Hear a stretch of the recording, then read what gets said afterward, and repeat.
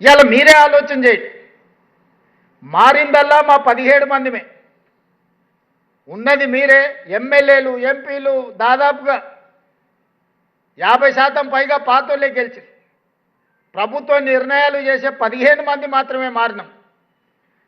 10 సంవత్సరాలు ధనిక రాష్ట్రంగా ఉన్న రాష్ట్రాన్ని 8,11,000 కోట్ల రూపాయలు అప్పు చేసి అన్ని రకాల సమస్యలను సృష్టించి 10 సంవత్సరాలలోనే 100 సంవత్సరాల కాలం చేయగలిగిన విధ్వంసాన్ని చేసి ఎక్కడిదక్కడ పడేసి నిత్యం 12 గంటలు పనిచేసే ప్రభుత్వ ఉద్యోగులకు మొదటి తారీఖు నాడు జీతభత్యాలు ఇవ్వని పరిస్థితి రాష్ట్రంలో ఉండేనా లేదా మీరే ఆలోచన చేయండి.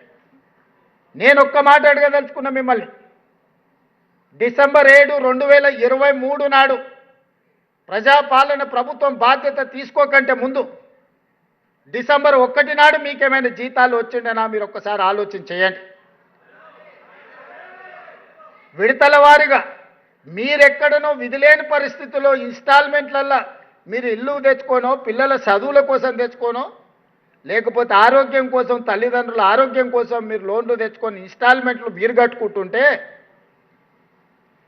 మీ యజమాని కూడా మీకు జీతాలు ఇన్స్టాల్మెంట్లలో ఇచ్చే పరిస్థితి ఉండే. ఆ రోజు ఏ రోజు కూడా 10 తారీఖు కంటే ముందు మీకు జీతాలు వచ్చే పరిస్థితి లేదు.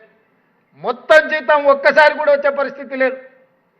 వెనకటికి ఎవరు అనేది మేం పఠాన్లకు బాకీ మాకు పకీర్లు బాకీ అని. రాష్ట్ర ప్రభుత్వం యొక్క పరిస్థితి మొత్తం గందరగోళం. నేను 7 తారీఖు మధ్యాహ్నం బాధ్యత తీసుకొని సాయంత్రం సచివాలయానికి వెళ్ళి నా ఛాంబర్లో కూర్చున్న తర్వాత ఇదే రామకృష్ణారావు గారు శాంతకుమారి గారిని ఇద్దరిని వీరు ఆర్థిక ఫైనాన్స్ సెక్రటరీ ఆ రోజు ఇద్దరిని పిలిపించి కూర్చోబెట్టి ఏంది పరిస్థితి అని అంటే వాళ్ళు ఏదో మొత్తం వాళ్ళు తయారు చేసింది చెప్పబోయి అవన్నీ వద్దు, కానీ ప్రజలకు సేవలు అందిస్తున్న మన ప్రభుత్వ ఉద్యోగుల పరిస్థితి ఏంది, ఈ నెల డిసెంబర్ 1 నాడు జీతభత్యాలు ఇచ్చిండ్రా లేదా అని అంటే ఇంకా లేదు సార్, సర్దడానికి ప్రయత్నం చేస్తున్నా, అక్కడ ఇక్కడ కొన్ని ఇచ్చినా ఈ నెలాఖరు వరకు మాత్రం ఈ మంత్ జీతాలు ఇస్తాం సార్ డిసెంబర్ నెల అని అడిగారు. నేను రామకృష్ణారావు గారికి చెప్పిన, నాకు ఇవన్నీ చెప్పకు, ఈ డిసెంబర్ 7 తారీఖు నుంచి బాధ్యత నాది. అంటే జనవరి 1 తారీఖు నాడు ఇచ్చే జీతం నేను ఇవ్వాల్సిన జీతం, డిసెంబర్ 1 నాడు ఇవ్వాల్సిన జీతం చంద్రశేఖరరావు గారు ఇవ్వాల్సిన జీతం, వారి జీతం నీ ఇష్టం విడతల వారిగా ఇస్తే ఇవ్వు, నాకు అభ్యంతరం లేదు, కానీ నా కోసం పనిచేసే ప్రభుత్వ ఉద్యోగస్తులకు నేను వచ్చిన తర్వాత విడతల వారిగా అనేది కుదరదు